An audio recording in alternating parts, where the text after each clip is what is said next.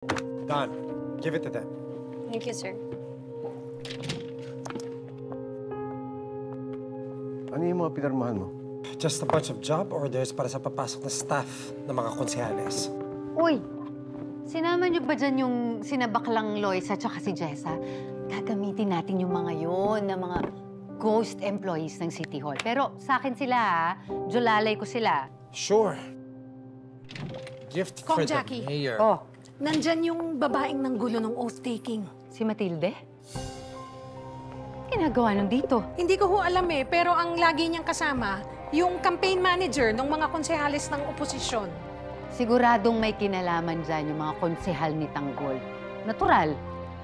Lola niya yun eh. Pero gawa mo naman ng paraan. Sadly, keep an eye on her. Gusto kong malaman kung ano talagang pakay o intensyon niya dito sa munisipyo. Yes, sir.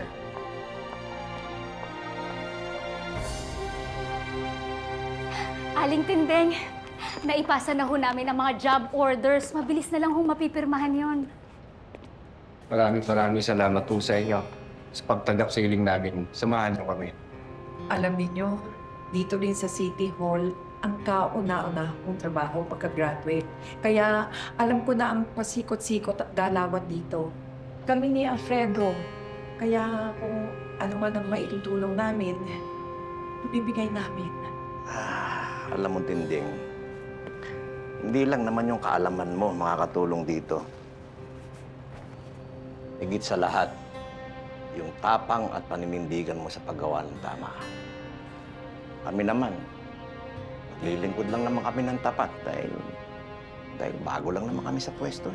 Gabayan niyo po kami sa pagbantay ng City Hall at ng kaban ng bayan.